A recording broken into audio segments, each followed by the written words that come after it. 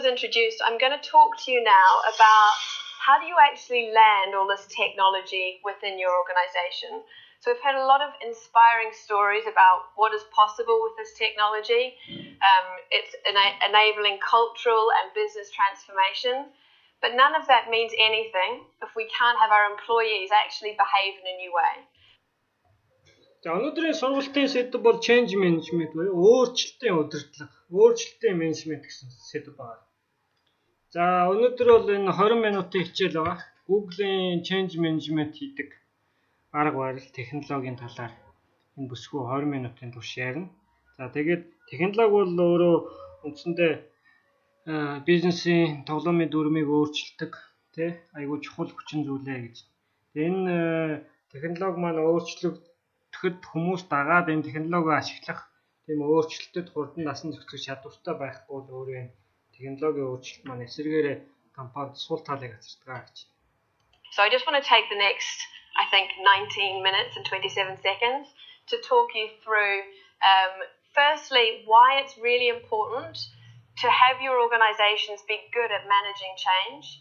Secondly, I want to share some of the secret sauce, what's Google's change management methodology, and give you some tips about how we suggest you roll this technology out to your users. And then thirdly, a little bit of psychology of change. Because as business leaders, as you're taking your organizations through this journey, you need to understand what's going on inside people's heads so you can help them along that journey. Тэгэхээр энэ 20 минутын турш би 3 чухал зүйл дээр төвлөрж байгаа. Яг нь эхлээд бол өөрчлөлт. Өөрчлөлт нь өөрөө яагаад чухал юм бэ? Өөрчлөлтийг тухайн байгууллага удирдах сурах нь яагаад чухал юм бэ? Хоёрт нь Google-ийн арга барил. Google-ийн нууцаасаа ярина. Гурав дахь нь хүмүүсүүдийн сэтгэл зүйн өөрчлөлт. Өөрчлөлттэй холбоотой хүмүүсүүдэд сэтгэл зүйн ямар өөрчлөлтүүд, ямар нөхцөл байдлууд үүсдэг вэ гэдэг талаар ярилцсанаа. So, 71% of CEOs see technology change as the number one external force that could most impact their organization. I think that's a common theme that we've heard throughout the day. Тэгэхээр энд судалгаа нь гүйц захирлуудын 71% нь технологи бол одоо номер 1 гадны хүчин зүйлээ ирэх 3-5 жил байгууллагыг хамгийн их өөрчилдөг гэж байна. Technology is disrupting every industry. Тэгэхээр технологи бол өөрөө одоо маш их садаа үзүүлдэг уу, маш их устгадаг хүчин зүйл гэж байна. Энэ юу вэ гэхээр өчигдрийн хийжсэн арга барилаар өнөөдөр хийх боломжгүй болдог. 1000 хүн ажилладаг байсан бол 100 хүнээр хийх боломжтой болдог, тий. 100 мянга ажилтдаг байсан бол 50,000 хүн хийх боломжтой болдог. Тэгэхээр яах нь тухайн байгууллагын бүтэц, тухайн байгууллага их цомогдох, зарим компаниуд энэ технологийн өөрчлөлтөд хурдан өөрчлөж чадахгүй байгаараа устгаж өгөө болох юм те тохиолдол байна. Та нар сайн мэдж байгаа те Nokia гэдэг компани гар утасны зах зээл дээр тийм ээ 5-10 жилийн өмнө ямар байлаа, одоо ямар болцсон бэ?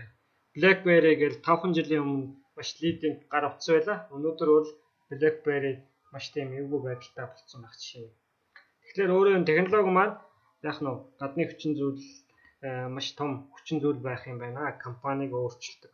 Зарим талаараа компани ашигтайгаар энэ өөрчлөлтийг удирдах чадахгүй бол эсэргээрээ зах зээлээс шахагддаг. За Монголын хувьд бол мэдээж энэ өөрөө маш бага өрсөлдөөнтэй технологийн өөрчлөлт маш удаа явж байгаа учраас 5-10 жил нэлээд урт хугацааны явуулаад байгаа. Тэгэхээр энийг маш сүүлийн эх 5-10 жилд бол богино хугацаанд шахаад ирэхлээр маш хурдтай өөрчлөлтүүд яваад ирнэ гэсэн. За жишээ нь манай жишээнд ярихад манай компанид 1 жил ажиллаад эсвэл 2 жил ажиллаад гарч байгаа. За бусад ижил төрлийн байгууллагуудаас 3 дахин хурдтай гэж үзэх юм бол бид нар жил ажиллаа гарч байгаа нь өөр компани 3 жил ажиллаа гарч байгаа гэсэн. 2 жил ажиллаа гарч байгаа нь 6 жил ажиллаа гарч байгаа гэсэн. Тэгэхээр бусад байгууллагатай харьцуулах юм бол сүүлийн 5-10 жил ихэд надтай одоо жишээ нь 10 жилийн өмнө худалдаа үзэл хамт ажиллаж байсан хүмүүсүүдээс бараг үндсэндээ 70-80% нь өөрчлөгдсөн баг чинь. Тэгэхээр бол энэ гарах орох үзэгдэл бол өөрөө энгийн үзэгдлээ гэдгийг бас хэлэх ёстой. Ялангуяа хурдтай өөрчлөгдөж байгаа компанид. сайн өөрчлөлтөд дасаж зогтдог өшөө амжилт гаргадаг улсууд нь ороод амжилтаа гаргаад явна чадахгүйнүүд нь зах зээлээс шахагдаад ингээл явдаг. Энэ өөрөө хэвийн дээрээс нь залуу хүмүүсүүдэд маш их боломж олгодог юм процесс юм аа. Ер нь сүүлийн 5-6 жилийг харахад нийт капиталтай хамтарч ажиллаад чадаад мундаг авьяаслаг байж байгаа бид нар алдсан тийм боловсон хүчин бол өнөөдрийн байдлаар гарч ирээгүй цаашдаа магадгүй гарч ич магадгүй. Тэгэхээр энэ юу харуулад байна гэхээр хоёр төрлийн шалтгаан байна. Нэг нь санхүү гэдэг тоглоомыг тоглож чадахгүй бол ажил олгочоо санал гаргаад боловлж байгаа. Нөгөөх нь нөгөө хүн хийсэн үүрэг даалгаврууд нь амжилттай хийж чадахгүй байгаа учраас өөрөө санаачлагаараа ажлаас гарахын процессуд болж байгаа шүү. I was lucky enough to be invited to the opening of a new exhibition at the British Museum 2 weeks ago called Mummy, The Inside Story. Egyptian mummies, not any other type of mummy. And that was all about how technology has been used, new technology has been used to virtually unwrap some of the mummies that have been held in the British Museum for hundreds of years. And what they're learning through that is things that have never before been known about the ancient Egyptian civilization. So it's just another example of how technology is really disrupting and changing for the better, every industry that we're all working in. But along with Тэгэхээр энэ бүсгүй ярьж байна саяхан Английн музейний нээлтэн дээр хийсэн. Тэгээд нээлтэн дээр бол Английн музей бол технологийн өөрчлөлтөөр тоглоомын дүрм нь бол нэлээд өөрчлөгдсөн байсан. Ер нь технологи бол бүх салбар дээр бүх салбарын технологийн дүрмийг маш их өөрчилж байгаа гэж. Technology change and disruption, we need people to behave differently and to work differently.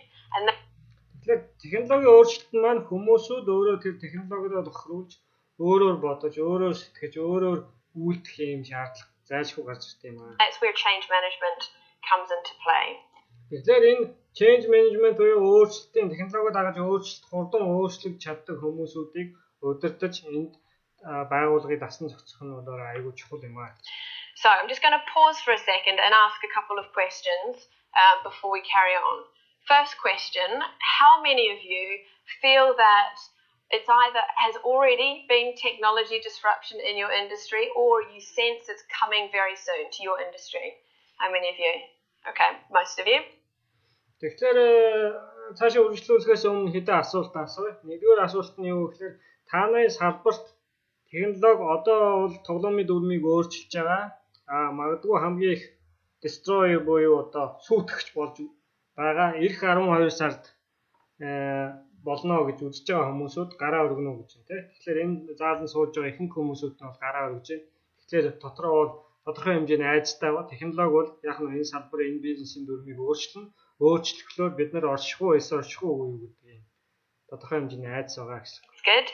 I kind of expected that, which is great. And how many of your organizations are looking to drive some sort of business or cultural transformation during the next 12 months? Excellent. And that's why you're in this room. Anyone who didn't put their hand up is free to leave. I'm kidding. Right. За тэгэхээр хоёр дахь асуултыг асуудлаа. Ирэх 12 сард танай байгууллага бизнесийн өөрчлөлт эсвэл соёлын өөрчлөлт хийх гэж байгаанууд нь гараа өргөө гэж байна. Тэ ихэнх хүмүүсүүд нь гараа өргөж байна. Тэгэхээр эдгээр хүмүүсүүд байгууллага дээр соёлын бизнесийн өөрчлөлт хийхээр хэрэгцээ шаардлага гарчаад байгаа учраас энэ сургалт энэ семинар сууж. Last question. How many of you feel that your organizations are really good at managing change internally? Okay. Kind of as I expected. Тэгэхээр гурав дахь асуулт нь болохоор асууж байна. Танай байгууллага дотооддоо энэ change management буюу өөрчлөлтийн менежментийг хэр сайн хийж чаддаг вэ? Энэ гараа өргөж. Тэгэхээр ганц хоёр хүн гараа өргөж шиг үн тэ. Тэгэхээр сургагч маань хэлж байгаа шиг үн тэ. Миний хүсчээснээр яг гараа өргөлөө тэ. Ихэнх хүмүүсүүд, ихэнх байгууллагууд бол энэ өөрчлөлтийн менежментэнд маш муу байдаг байна. And the reason is that change is often hard, right? Тэгэхээр шалтгаан нь юу вэ гэхээр өөрчлөлтийг хийнэ гэдэг бол үргэлж хэцүү байдаг. But having a change ready and an agile organisation where change is embedded easily and quickly is a really strong competitive advantage. There's many studies being done to show this, but I picked this one out because it's reasonably recent and I think it's pretty compelling. So companies with a high effectiveness in change management have been proven to have 3.5 times more financially, sorry, I'm reading this wrong. Companies with high effectiveness in change management are 3.5 times more likely to outperform their peers. Тэгэхээр энэ ярьж байгаа өөрчлөлтийг маш хурдан үр дүнтэй хийж чаддаг байгууллага бол яах нь вэ? Өөрчлөлтөөний competitive advantage буюу өөрчлөлтөөний давуу тал нь бол маш их байдаг. Маш хүчтэй өөрчлөлтөөний давуу тал болж чаддаг энэ change management-ийг хурдтай хийж чадах нь гэж. За тэгээ энэ бол судалгаа явуулсан байна. Салбарын дунджаас маш сайн change management хийж чаддаг компани бол яах нь вэ? 3.5 дахин илүү гүйцэтгэлтэй, санхүүгийн гүйцэтгэлтэй байж чаддаг гэж байна тийм. Тэгэхээр энэ магадгүй манай компанид ч гэсэн бусад 300-аад баг хүчтэй харьцуулах юм бол өөрчлөлтийн менежментийг маш хурдтай хийдгээрээ яах юм бол бидний ашигтай ажиллагаа бусад байгууллагуудын ашигтай ажиллагаатай харьцуулахад бол ерөнхийдөө ойролцоо тав гарч ирж байгаа шиг харагдаж байна ба. It's pretty compelling. So it's really, really important, I think, particularly with the rate of change increasing and increasing and increasing. Your organizations and us at Google, we need to be really good at embedding change and dealing with it quickly and efficiently. Тэгэхээр энэ өөрчлөлт бол тасралтгүй үргэлжлэн. Тэгэхээр энэ хурдтай өөрчлөлтөнд маш хурдан хариу үйлдэл үзүүлэх, энэ өөрчлөлтийг дагаж хурдан хөдөлгөөн хийх тийм ээ. Өөрчлөлтийг хурдан өөрсөндөө ашигтай байдлаар зохицуулах гэдэг бол өөрөө аюул чухал юм аа гэж. So, today is your lucky day. I'm going to let you into all of my secrets about how you actually land change within your organization. Тэгэхээр өнөөдөр бол та нарын азтай өдрөө Google яаж дотооддоо change management-ийг хийдэг гэдэг нууцаасаа ярья гэж. Hopefully, when I click the button. Okay, so in a nutshell, this is Google's proven change management methodology. Тэгэхээр Google-ийн одоо баталсан өөрчлөлтийн менежментийн арга технологи юм аа гэж. This has been developed over many years, working with many different organizations, and it can be used for any type of technology deployment and also other organizational changes. Тэгэхээр энэ арга барилыг гаргаж ирэх, энэ схемийг гаргаж ирэхин тулд Google бол маш олон судалгааны байгууллагуудтай, маш олон зөвлөхүүдтэй ажилласан, маш олон жилийн турш тийм ээ. Тэгэхээр бол энэ технологи маш олон компаниудад мөн тэрнээс гадна бусад төрлийн маш олон компаниудад яг энүүгээр амжилттай change management-ийг удирдах болно гэж. We developed this originally for Google Apps deployment. So this methodology has been used to help organizations roll out Google Apps to hundreds of thousands of employees. Тэгэхээр яг бидний ашиглаж байгаа энэ Google Apps буюу тэ Google Form, Google Spreadsheet гэдэг энэ програмууд дээр анх энэ Google-ийн өөрчлөлтийн менежментийг гаргаж ирсэн юм аа гэж. But it also can be used for smaller projects. For example, rolling out 100 Chromebooks to part of your organization.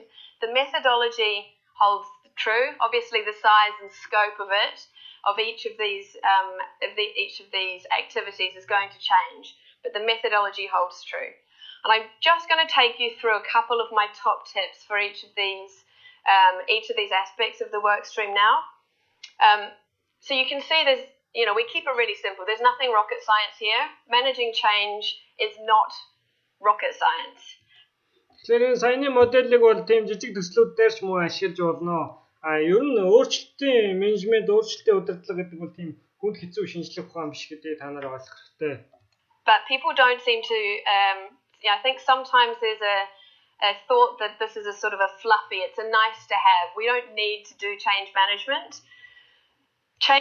Тэгэхээр ихвчлэн хүмүүс юу гэж боддог вэ гэхээр change management бол одоо заавал манай компанид байх шаардлагагүй, харин зүгээр change management-тэй болчвол сайн гэж ойлгодог. Энэ бол маш буруу ойлголт юм аа. Change management is the way that you get your employees to work in new ways, to adopt these technologies, and to realize these business visions and goals that you have that this technology can enable. Тэгэхээр та нарын өөрөө алсын хараа, та нарын үнэт зүйл, бизнесийн стратегийг яг нь технологи өөрөө хэрэгжүүлэх боломжтой болгож өгдөг юм. Тэгэхээр энэ технологид хүмүүсүүд маань өөрөө дасан зохицож хурдтай ажиллах нь бол яг нь та нарт маш том давуу талыг авчирна гэж. So I'll talk you through very quickly. Readiness, communications and training are the three key work streams that you need to set up leading up to some sort of go live event or activities. The single most important aspect on this whole methodology is executive sponsorship. Тэгэхээр энэ гурван хэлбэртэй гэж юм тий түрүү. It's the single most important success criteria for any change project. Executive sponsorship. So that's you all in the room. So you've got a key part to play in driving change in your organizations. When employees see that their senior leaders are clearly stating how this technology project is helping the organization achieve its strategy or its vision, ties the project to the company's vision, and they hear that from their business leaders, they make an effort to change. It's the single most important thing. So if you don't remember anything else today, I want you to remember, well, at least for my presentation, remember that. User group analysis, making sure you really understand the needs of the different audience groups within your organization. How are the salespeople who don't have desks or... За тэгэхээр дөрөв гурван хуваасан те readiness буюу одоо бэлэн байдал тийм ээ. Дараачих нь бол communication буюу харилцаа холбоо, тэгээ сургалт ингээ гурван төвшөнд хувааж байна. Тэгээ ер нь энэ change management-д хамгийн чухал зүйл нь бол гүйцэтгэх удирдлагын дэмжлэгээ гэж юм тийм ээ. Гүйцэтгэх удирдлага буюу одоо лидерүүд маань өөрөө, манлайлагч маань өөрөө энэ өөрчлөлтийг ашиглан бид нар яаж стратегидээ хүрэх, яаж алсын хараандаа хүрэх вэ гэдгийг танилцуулах, энийг дэмжиж ажиллах нь маш чухал байдаг гэж өөрчлөлтийг удирдах. Laptops or PCs, how will they use the new tools differently than the people in your head office or the people in your factories? Understanding what those use cases are and finding compelling ways that the technology can be used to enhance the way that they work. Тэгэхээр дараагийн чухал зүйл нь бол user group буюу одоо хэрэглэгчийн бүлгүүд үүсгэж, хэрэглэгчийн бүлгүүд нь тухайн өөрчлөлтийг нь туршиж үзээд өөрчлөлт нь хэр зэрэг амжилттай маш их хэрэгцээг нь хангаж байгааг нь одоо ойлгох нь аюул чухлаа гэж.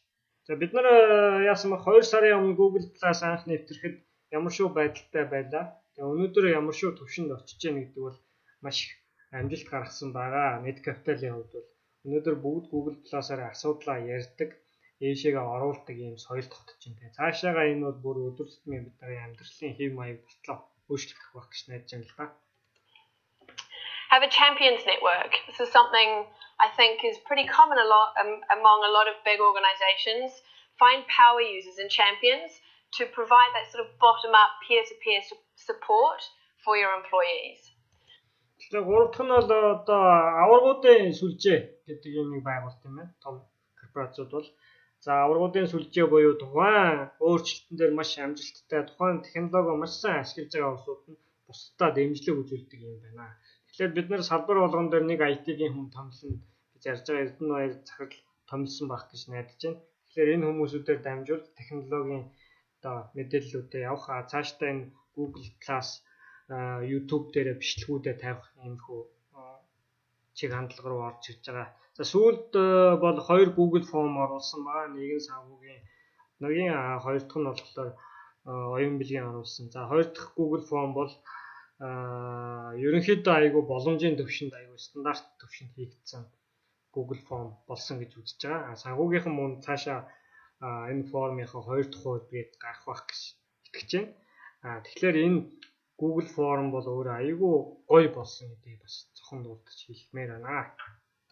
So that's the readiness phase. That's establishing a plan for success. Communications and training, making sure people know what's happening, why it's happening. And making sure with the training that they have the knowledge and ability and skills to... Тэгэхээр дараагийн хоёр хэсэг нь болохоор харилцаа. Харилцаа бол айгүй чухлаа. Яагаад энэ технологиг нэвтрүүлээд байгаа тийм ээ? Яах гэж энийг хийгээд байгаа? Энээр хийснээр ямар үр дүнд хүрэх юм? За гурав дахь чухал асуудал бол сургалт тийм ээ. Яаж энэ технологиг ашиглах юм? Яаж энд мастер болох юм? Яаж энийг чадварлаг ашиглах ёстой юм, тийм ээ? Яаж энийг ашигласнараа бүтээмжээ дээшлүүлэх юм гэх юм бол юу чухал. Be successful in the new world. And this is something that Jen touched on. She kind of highlighted the importance of actually giving people the skills to be successful.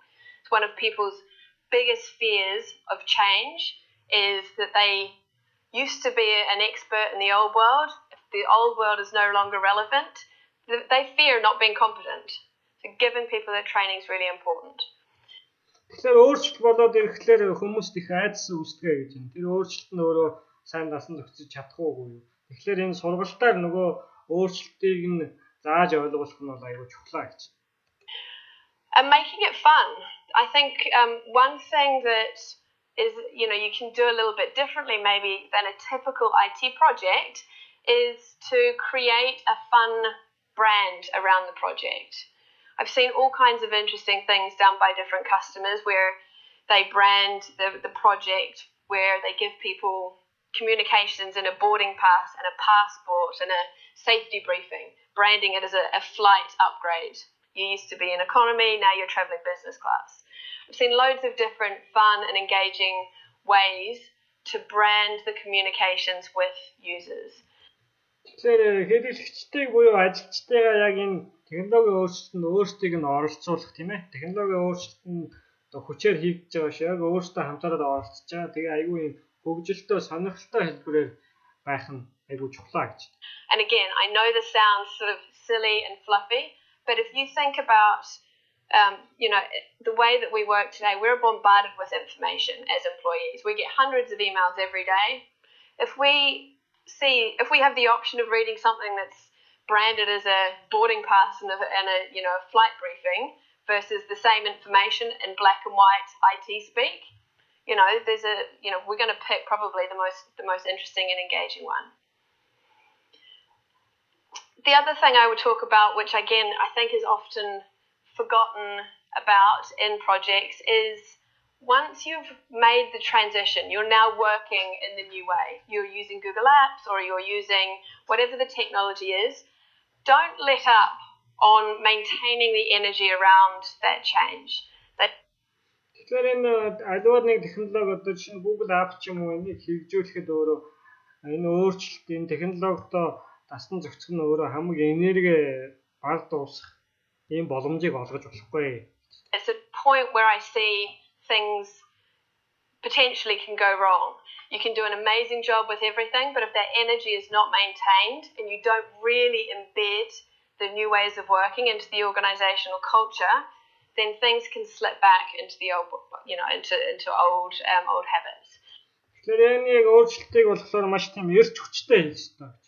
Тэгэхгүй бол энэ эрч хүч маань өөрөө доошоо унах юм бол өөрөө маш муу үзэгдэл болдог. Тэгэхээр энэ технологийн өөрчлөлтийг бол маш эрч хүчтэй, зоригтой богино хугацаанд хийх хэрэгтэй гэж. So maintain the energy, keep it fun, keep it engaging. Тэгэхээр энэ энергийг өөрөө энергитэй энэ үйлдэл хийн маань гэдэг маань хүмүүсүүдийг бүгдийг нь оролцуулах тийм ээ. Сонирхолтой хэлбэрээр хийх, дээрээс нь тэднийг чиглүүлэх аюул чухал гэж. Assets that we have within our toolkit is what we call the Gmail Ninja program. And that's an asset that can be used to give people tips and tricks once they've gone live about how to go from being a white belt Gmail Ninja to a black belt Gmail Ninja. So one of the life lessons I've learned in this job is that if you put the word ninja onto anything, it becomes really cool and interesting. But think about ways of just engaging with your employees. The key to success and to be enabling all of these transformations that we've seen is that you're getting your employees to work in a different way. Тэгэхээр энэ өөрчлөлтийн менежментийг амжилттай болох хамгийн чухал хүчин зүйлүүдийн нэг нь болохоор ажилчдаа яг өөрсдийг нь оролцоог юм байна. You're relying on them to help achieve your vision, and to do that, you want to engage with them. Get them involved, make them feel like it's their project too. Тэгэхээр энэ өөрсдийг татан оролцуулаа өөртөө энэ өөрчлөлтийг хийж байгаа гэдэг нь ойлгуулах нь чухал. Тэрнээс шинэ өөрчлөлтийг тулгаж байгаа гэдэг байд сэтгэл төрүүлэх юм бол энэ өөрчлөлт маань амжилтгүй явах болно. Амжилтгүй явах магадлал үүсдэг. Тийм учраас яах нь ажилтан болгоныг оролцуулаад өөрснөө энэ өөрчлөлтөө бүтээж байгаа гэдэг нь аюул чухал. So, the psychology of change 101 in about 3 minutes. So I'm going to just talk about 3 of the things that I think are particularly useful as business leaders for you to understand so you can help your employees through this journey. And it's not going to be we go through this journey once. You're going to be going through this journey over and over and over. Тэгэхээр энэ 3 дахь хэсэг рүү орж ин тийм ээ. Эхний хэсэгт нь яагаад энэ өөрчлөлтийн менежмент нь чухал гэдгийг тайлбарлаа. 2 дахь хэсэгт нь Google яаж хийдэг юм бэ? Google-ийн арга технологи нь юу юм бэ гэдгийг ярьлаа. 3 дахь нь болохоор сэтгэл зүйн хувьд ямар өөрчлөлт бий болд юм бэ гэдгийг одоо манлайлагч, удирдагч, захирлууд маань, менежерүүд маань мэдэх нь асар чухал байдаг. Яагаад гэвэл өөрөө энэ одоо нэг удаа болох процесс биш. Өөрчлөлт тасралтгүй хийгдэж байгаа процесс учраас яг энэ өөрчлөлтийг хийж яхад ажилчид маань эсвэл хүмүүсүүдээ маань хамтран ажиллагчдын маань яг нь сэтгэл зүйн хувьд ямар өөрчлөлт бий болж байдаг, психологийн хувьд ямар процесс болж байдгийг нь ойлгох маш чухал юм аа. So you want to really get your head around what does the psychology of change look like? What are my people thinking and feeling, and why are they reacting to change in the ways that they are? So you can see here, there's probably many of you have seen charts like this before. But there is an emotional response to change, and as individuals, we'll all go through this with regards to any change. Тэгэхээр энэ өөрчлөлттэй холбоотой диаграм гаргаж байна те. Ихэнх хүмүүсүүд нь энэ өөрчлөлтийн диаграмыг харсан баха гэж. За энэ бол дээшээгээ Y тэнхлэг дээр бол гүйцэтгэл байна, тийм ээ. X тэнхлэг дээр бол яах нь менежерүүдийн юм уу манлайлагчны захирлуудын ямар арга барилаар ажиллах ёстойг зааж харуулсан байна. За эхлээд өөрчлөлттэй хүмүүс болохоор ямар эмоц үзүүлдэг юм бэ гэхлээр эхний энэ шатан дээр бол яана гэж байна. Шууд татгалзна гэж. Тийм ээ. Энэ өөрчлөлт бол хийх ямар ч хэрэггүй юм аа. Энтэй энэгүй болно гэж тийм ээ. Дараачийн шатан дээр бол яана гэж байна. Энэ дээр бол шууд эсэргүүцэлтэй тулна гэж. Тийм ээ. Эсэргүүцэлтэй тулахаар яах нь гүйцэтгэл маань өөрөө бүр унах нь. Тийм ээ. Энэ хэвийн гүйцэтгэл нь энд явж байгаа шиг байна л да. Ингээ гүйцэтгэл явж исэн бол яах нь өөрчлөлтөөсөө болоод эсэргүүцлээсээ болоод яах нь гүйцэтгэл маань 50% хэмжин тийм ээ. Дараа нь энээс бол өшөө дахиад доошоо хэмжин. Эсэргүүцэл. Энэ бол татгалзал тийм ээ. Эсэргүүцэл. Дараа нь болохоор хүлээн зөвшөөрөөд ирэхлээр яах нь буцаад хэвийн хэмжээнд орчих тийм ээ. Өөрчлөлт маань. Тэгээд өөрчлөлтийг маань өөрөө хүлээн зөвшөөрснөөс гадна цаашаа бүр өөрчлөлтийг маань өөрснөө ойлгож эхэлдэг тийм ээ. Хайгуул хийгээд энэ ямар учиртай яаж өөрчлөлт хийх. Дараа нь өөрчлөлтийг бүр хүлээн зөвшөөрөх юм тийм ээ. Яагаад энэ өөрчлөлт нь өөрөө асар чухал юм бэ гэдгийг хүлээн зөвшөөрөөд тэгээд дараа нь өсөлтийн шат руу орж ирж байна. За тэгэхээр эхний энэ эсэргүүцлийн шатан дээр татгалзлын шатан дээр болохоор чиглүүлж өөрөө зааварчилгаа өгөх нь чухал гэж байна. Тийм ээ. Энэ эсэргүүцлийн шатан дээр бол ойлгуулах нь чухал юм аа. Өөрөө ажилтнынхаа болж байгаа процесс за бусад хүмүүсүүдтэй ажилчдаа энийг болж байгаа өөрчлөлтийг ойлгуулах нь чухал. За нэгэнд хүлээгээ зөвшөөрөөд ойлгоцсон болох юм бол яах нь дэмжлэг үзүүлэх ёстой. Яаж энэ өөрчлөлтийг хийх. Тийм ээ. Тэгээд дараа нь за өөрснөө орил хайгуул ирээ. За бидний жишээн дээр одоо Google Plus руу ороод юмудаа шаарлаа. Тийм ээ. Анхныхаа формуудыг хийгээд ингээд ирэхлээр нь яах нь encouraging буюу урам зоригжуулах нь чухал тийм ээ.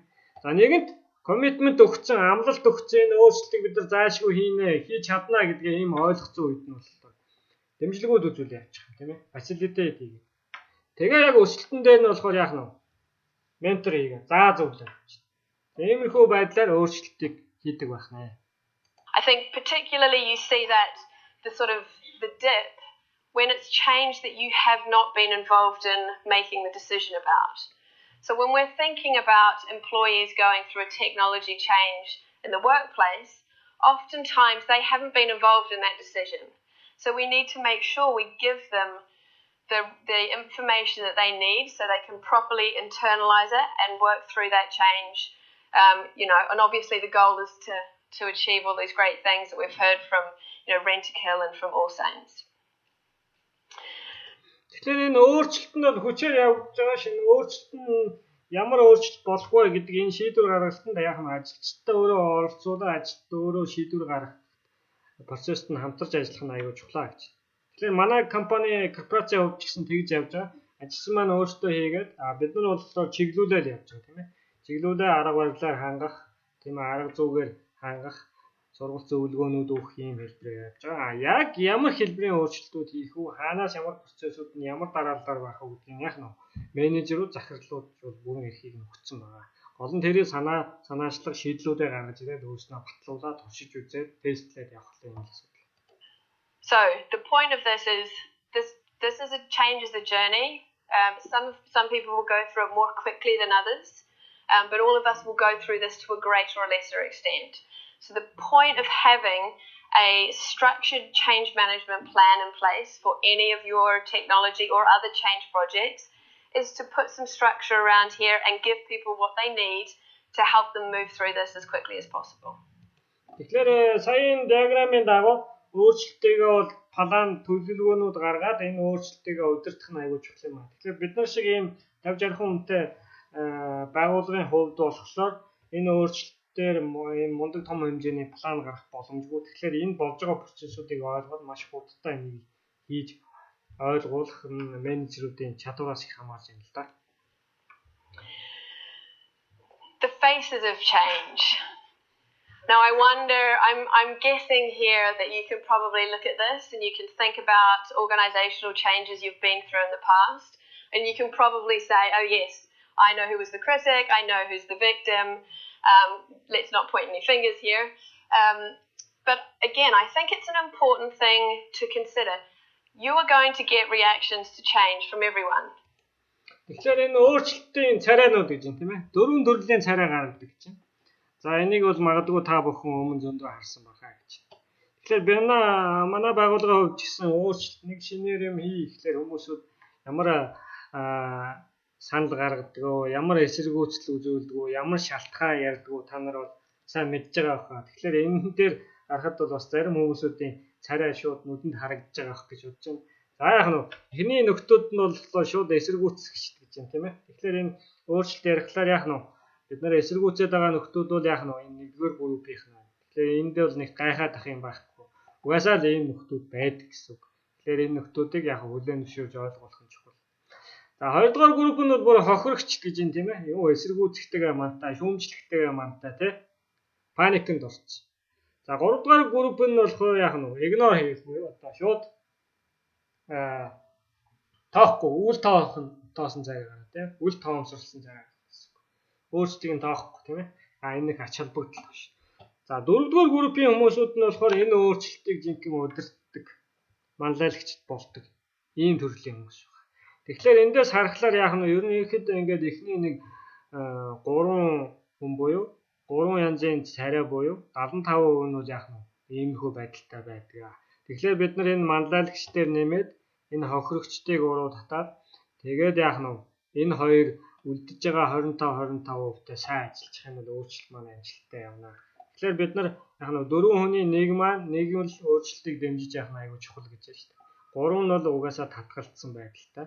За 25% нь бол хохирогч болцсон байдалтай юм байна. Тэгэхээр энийг сайн анзаарвал энэ байгууллага дээр сая олж гарч байгаа ч гэдэм үү, зарим ажиллаа хийж байгаа процессууд дээр бас ажилчдын дунд болж байгаа процессууд байх гэж чинь зарим одоо паникнд орсон тийм ээ. Хүн орж гарахаар эсвэл шинэ удирдлага томилогдохоор одоо яах бол гэдэг ч юм уу тийм ийм айцтай байх. Тэгэхээр энэ бол зүгээр болдог процесс тийм. Бусад байгууллага дээр яг 3 жил болдог процессыг л бид нар 1 жил рүү шахчихлаар ийм процессууд үүсэж байгаа. Тэгэхээр байгууллага маань өөрөө маш хурдан өөрчлөлтийг дэмждэг, чаддаг хүмүүсүүд нь тоглодог ийм л тоглоомын талбайг бид нар бэлдэх гэж ажиллаж байгаа гэдгийг та бүхэн ойлгох хэрэгтэй. Everyone will probably fall roughly into one of these four categories, right? Our change navigators, these are our real champions. These are the people you need on your side. You need to celebrate them. You need to reward and recognize them. Make them your stars of your organisation because they are going to be the ones that are going to really drive the success with all of these technology changes coming down the line. Тэгэхээр та нар сайн харсан баг те хамгийн сүүлчийн хэсэг буюу энэ өөрчлөлтийг яг дэмждэг, манлайлдаг, энэ тухайд оролцдог. За энэ хүмүүсүүдэд бол хайрлах, тэгээ энэ хүмүүсүүдэд дэмжих, урамшуулах хэрэгтэй гэж. Тэгэхээр 4 хүний нэг нь дэмжиж байхад бол хангалттай. 8 хүний 2 нь дэмжиж байхад хангалттай. Угаасаа нөгөө 75% нь бол түрүүний харсан тийм ээ. За тэр сүртэй юмэраа шүүмжлээд байгаа нөхдүүд бол яах нь угаасаа байдаг байна. 25%, тийм ээ. Тэр нь одоо өөртөө яг ойлгоод учиргүй шүмжлээд байгаас яг илүү зүгээр хүний нөхцөлт рефлекс өөрчлөлтөд дасан зохицох чадваргуудаа татгалцсан. Тэрийг айгүй логиктой болгож тайлбарладаг ч тийм үү, иймэрхүү процесс болдог баг. За 25% нь бол яг нь хохирогч болцсон айгүй тийм өөртөө дарамттай байдлаар хүлээж авдаг. А нэг хэсэг 25% нь болохоор үл тоосон байдал үзүүлдэг. The other people we will have, right? We don't just ignore them. One point of interest, I would say that of the other three kind of types of people you might come across, the critic is actually your second, would be your second best person to deal with in a change. Despite the fact they can often be tricky or difficult, or you don't want to have to deal with them because they're being very noisy. These are the people, they've got energy about something, right? All you need to do is really redirect that energy into a positive, and you will have some of your strongest advocates on your hands. So take the time and effort to listen to these people, to get their involvement and get them on board. Тэгэхээр үлдэж байгаа буюу эхний 3 хэсэг байгаа тийм ээ. Эсэргүүц, хохирогчд, үл тоогчд. Энэ 75% таа бол танаас бол яалтгүй энерги шаардна. Мэдээж энэ хүмүүстэй ажиллахад бас хэцүү тийм ээ. Тэгэхээр энэ хүмүүсүүдийг ойлгоод тэр энергиудыг нь зөв энерги болгож яг нь онгоцон дээр гаргаж суулгах нь аюул чухал юм шүү. Тэгэхээр энэ дээр бас ойлголцох нөгөө хүмүүсүүдийг сонсох, тэднэрт энэ болж байгаа өөрчлөлтийг тайлбарлах нь аюул чухал гэж байна. Тэгэхээр энэ өөрчлөлтийг болж байгаа юмнуудыг салбарын захирлууд, энд байгаа менежерүүд өөрөө ярих нь аюул чухал гэж шүү. Тэгэхээр та бүхэн бас энэний салбар хариуцж байгаа хүмүүсүүд дээр зохион байгуулаарай. McKinsey's done some studies that are kind of similar to this, a little less graphically interesting, but they say typically with any change you'll have 25% of people who will be happy, excited and on board, 25% of people who will complain and be unhappy. Everyone else is on the fence. This is what McKinsey say. So Тэгэхээр McKinsey гэдэг мундаг дэлхийн хэмжээний том зөвлөх компани байдаг. Тэдний бол судалгаа байдаг гэж юм л да. За 25% нь бол энэ өөрчлөлтүүд бол маш их exciting болсон, сэтгэл ханамжтай, энийг дагаа дэмжиж ингээд бүр манлайлагч нь болоод оролцдог. 25% нь болохоор ингээд байнгын гомдол яриад болж юм болохгүй юм тийм ээ. Чухал ажилтаа яваад хэрэгтэй хэрэггүй юм хийлгэлээ ч гэх юм. Иймэрхүү байдлаар ханддаг гэж. 50% нь болохоор нэг зогсон байдалтай, сонссон байдалтай, яхаа мэдэхгүй байдалтай, иймэрхүү байдалтай. About finding the ways comes back to identifying the use cases for your different user groups and finding compelling reasons for people to work in a new way that's going to make their lives easier or better or more efficient. Тэгэхээр энэ өөрчлөлтийг нь бол ашиглаад тэднэрт аюул үр ашигтай ажиллаа явуулах, илүү сонирхолтой ажиллаа явуулахын боломжийг нь ойлгуулж хийж үзүүлэх нь аюул чухал. Okay, my last little insight into the psychology of change. Top tip for engaging people with change. And again, this is hopefully something that's easy for you to remember. Тэгэхээр энэ психологи хүмүүсүүдийг өөрчлөлтөд оролцуулах, хамруулахад чухал зөвлөгөө өгч. If you can engage with your employees on any change on 3 levels, head, heart and feet, right? Тэгэхээр бол эхлээд толгоогоороо бол яаж юм тийм ээ, rational engagement буюу толгоо нь эхлээ оролцох хэрэгтэй гэж тийм ээ. Толгоог нь оролцуулахад яах нь нөгөө хүмүүст өөрчлөлт яагаад хэрэгтэй вэ гэдгийг нь ойлгуулах гэж тийм ээ.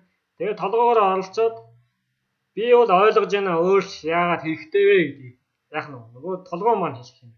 Дараа нь зүрх сэтгэл маань яах нь emotionally оролцох хэрэгтэй гэж. Сэтгэл санааны өөдрөгөөр тийм ээ. Тэгээ яах нь би энэ өөрчлөлт нь өөрөө амжилттай болоход өөрөө санаа тавьж байгаа гэдгийг зүрх сэтгэлээрээ зарцуулах юм тийм ээ. Гурав дахь нь болохоор яг нь хөл өн тийм ээ. Хөл үе яг бодиттой үйлдэл. Бодиттой өөрчлөлтөөр харуулах хэрэгтэй юм тийм ээ. Тэгээд яг нь энэнийг хийхийн тулд яг нь мэдлэг хэрэгтэй, чадвар хэрэгтэй. Тэгжэл энэ шинэ орчинд ажиллана. Тэгэхээр мэдлэг чадваргүй бол яг нь амжилтгүй болох нь. Энэ гуруулаа байж ээж амжилттай болно. Толгой нь одоо өөрчлөлт хэрэгтэй гэж бодоод байдаг, тийм ээ. Манай дээр ч гэсэн ийм тохиолдол зөндөө ш. Толгой нь өөрчлөлт хэрэгтэй гэж мэдээд байдаг. Зүрх сэтгэл нь бас баг зэрэг оролцоод байдаг. Гурав дахь нь байхгүй, тийм ээ. Үйл хөдлөл нь байхгүй, мэдлэг нь байхгүй, чадвар нь болохгүйгаасаа болоод ажиллаа олох гэсэн хүмүүс зөндөө байгаа. Дээрээс нь яг нь хоёр дахь энэ сэтгэл санаагаараа оролцно гэдэг, зүрхээрээ оролцно гэдэг айгүй чухал хүчин зүйл байхгүйгаасаа болоод орхисон тохиолдол байгаа. Толгой нь хүлээн зөвшөөрөөд байдаг, мэдлэг нь агаад байдаг, чадвар нь агаад байдаг, сэтгэл нь багт. Өөрийгөө дийлж чадхаа байсан. Ийм байдал нь өөрөө өөрчлөлтийг хийлгэхгүй байна гэсэн үг. Emotional, behavioral. If you can connect with them on those three levels, you will have a very compelling story and people will be engaged in your change plan. Okay? Head, heart and feet. Easy to remember. Okay, so my top tips for success, just to sort of round out. Create that compelling vision for the change. How does this technology change or this, whatever change you're working on, how does it tie to the vision and strategy of my organization? Why is it important? And have your executive sponsor, relay that message. The sponsor needs to be active, visible, and involved throughout the project, from announcement, if we're talking about a big project here, company announcement, all the way through to celebrating success, rewarding and recognizing people who've been going the extra mile to work in new ways. Engage people in the change. People don't like things happening or being done to them. Тэгэхээр нэгдүгээрх нь бол тэр өөрчлөлтийг дэмжсэн алсын хараг бий болох. Энэ өөрчлөлтөөрөө бид нар яах гэдэг, юу хийх гэдэг юм, тийм ээ? Ямар амжилт гарах гэдэг юм.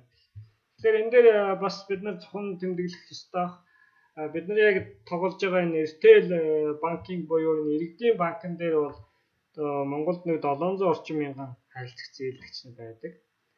За энэ дээр бол Европын юм уу одоо хөгжсөн орнуудад харьцуулахад Монгол бол нэг 30 жилээр хоцорсон юм чинь. Гэтэ энэтэй ойртох төгөхөд бол маш амархан. Их 5-10 жилд бол миний харж байгаагаар бол маш их олон зүйл өөрчлөгдөнө гэж бодож байна.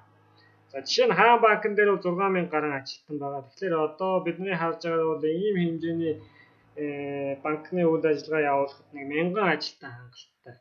Тэгэхээр эх 5 жилд одоо нэг 3-4 мянган ч юм уу цомгдох ийм эрсдлүүд бол байж байгаа. Тэгэхээр энэ бол юу байх нь вэ? Биднэрт давуу тал бий болно. Яг тэгвэл гадны энэ ритейл банкны жишгийг харахад бол ерөнхийдөө ритейл байх, тейлер байх жишээ шаардлагагүй болсон байна. За тейлер нь бол яг нь Улаанбаатарын хотын хэмжээнд бол яг нь нэг салбар болгон дээр нэг тейлерч гэх юм уу те. Ингээд 50 тейлер байх хангалттай ч те. За дээдлийн ажилтнууд нь бол маш цөөхөн. Яагаад гэвэл програм маань өөрөө хийчихэж байгаа.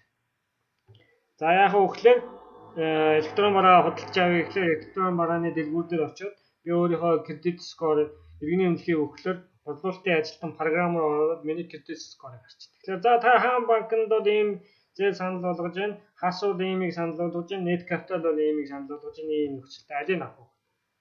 Тэгээд коноп дарахад гэрээ нь хэвлэгдээ гараад ирэн тэндийн гар өвсөх зураг зээл авах гэсэн үг.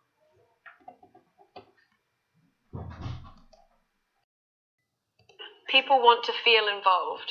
So find opportunities for your employees to get involved in the projects that you're working on. Тэгэхээр энэ оролцож байгаа төсөл дээр хийж байгаа төсөл дээр ажилчтайгаа оролцуулах арга замыг хайх нь аюул чухал гэж. They'll feel empowered, they'll feel part of it, and they're much less likely to resist. That's when you'll get them, really working hard for you. Тэгэхээр оролцуулаад хамтраад ажиллаад их юм бол нөгөө ирдэг эсэргүүцэл нь байхгүй. Та нар анзаараад байвал яг ингээд эсэргүүцэл ирж байгаа эсвэл хэрэггүй байгаа ингээд няцааж байгаа нь бол угаасаа хүний тийм зам л да. Жоохон айцтай байгаасаа болоод эсвэл залхуугаасаа болоод ч тийм ийм их үл хийдэг арга байл. Тэгэхээр тэр нь бол байдаг л асуудал. Тэрийг л ойлгуулах, өөрийг нь оролцуулах, итгүүлэх, үнэмшүүлэх нь айгүй чухлаа. Communicate always head, heart and feet. Don't forget the heart. It is really important with regards to engaging people. Тэгэхээр ингэж юм тийм ээ. Толгойтой нь ажиллаа, тийм ээ. Толгойр хүлээн зөвшөөрүүл энэ өөрчлөлт хэрэгцээтэй энэ таны амьдралыг, энэ байгууллагыг дараачийн түвшинд аваачин тийм ээ. Тийг дараа нь энэ хөл буюу яг бодиттой үйлдэл хийх мэдлэг чадварыг нь бий болгох. Тэгээд энэ зүрхийг мартаж болохгүй шүү гэж тийм ээ. Энэ зүрхээрээ сэтгэлээрээ энийг оролцох хүлээн зөвшөөрөх хэрэгтэй хамгийн чухал юм гэж. With change and make it fun. Think about how your projects can be different from all the other projects that are going on. Тэгээд тав дахь нь болохоор энийг фан буюу жоохон хөгжилтэй, сонирхолтойгоор хийх. Тийм ээ? Энээс өнхөөс юм өөдрөлсөн гашуудтай явж байгаа юм шиг байдалтай биш. Энийг сонирхолтой, exciting болгож хийх. And the last thing I wanted to call out here is just because of this increased pace of change, we've been hearing the same theme over and over today. Change is not going away. It is really, really going to be critical for your organisations to become very good at managing change. I would love to come into an audience like this, ask those questions that I asked and say, yeah, everyone's really good at managing change. It's going to have to get, all of your organisations are going to have to get better at this because change is not going to stop. Тэгэхээр энэ дараачийн айгүй чухал point нь юу вэ гэхээр өөрчлөлт бол хизээч танаас зүхтахгүй. Өөрчлөлт бол таныг байнга дагна, танаа байгууллагыг байнга дагна. Тэгэхээр яг энэ өөрчлөлтийг маш хурдан удирдах сурах нь айгүй чухал юм аа гэж. Тийм ээ. Тэгэхээр та нар мэдж байгаа Wagner-аас 50% цомгдсон, Mobicom 10-20% цомгдсон гээ 200 дүүн халдсан байж байгаа. Удирдлага одоо 200 дүүн хална гэжээ. Тэгэхээр ийм байдал руу байгууллага ажилчдаа оруулахгүй тулд чадварлаг ажилтан хурдан өөрчлөлтөд дасан зохидог ийм ажилтныг бий болохын net capital бол зорж байгаа. Тийм ээ. Юу цомгдох TL яаж 500 болох уу, яаж 1000 болох уу гэдэг ийм төлөө ажиллаж байгаа гэдгийг ойлгох хэрэгтэй. So, lastly, and I have to say, I was joking with Rob over lunch about him stealing my slides.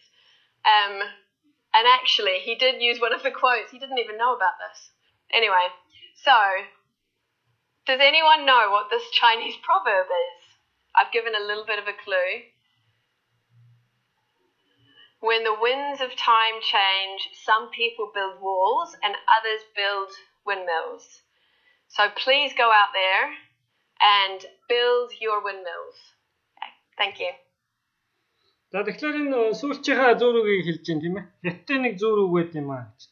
Энэ юу гэсэн зүүр үг вэ гэхээр өөрчлөлтийн цаг ирэхэд тийм ээ. Өөрчлөлтийн цагийн салхи ирэхэд яг нь зарим хүмүүсүүд нь болохоор хана барьдаг. Салхинаас хамгаалсан. Зарим хүмүүсүүд нь болохоор яг нь салхиар ажилдаг тэрэн барьдаг. Тийм ээ. Тэгэхээр та нар бол тийм ээ хана барих биш салхиар ажилдаг тэрэн барьж сураа. Тэгэхээр яг нь өөрчлөлт бол ерөөсө хоёр зүйлийг ачирна. Нэгдүгээр айдас тийм ээ ялагдал. Хоёр дахь нь болохоор нөгөө тал нь болохоор давуу тал боломж зэрэг. Та нар SWOT анализыг хийгч мэдж байгаа тийм ээ. Давуу ба байгууллага дотор бол давуу ба сул тал гэж яддаг. Гадна талд болохоор айдас ба боломж гэж. Тэгэхээр нэг зүйл бол айдас руу ч орж ирнэ, боломж руу ч орж ирнэ. Тухайн байгууллага юу гэж харж байгаа, тухайн байгууллага энийг яаж ашиглаж чадах уу гэдгээс л болно. Хэрвээ нөгөө нэг хоёр л хөлбөр байгаа шүү дээ. Айдас руу орно тийм ээ. Гадны. Эсвэл боломж руу орно. Боломж руу орохгүй айдас руу орно. Ерөөсөө ингээд өөр гарч байгаа.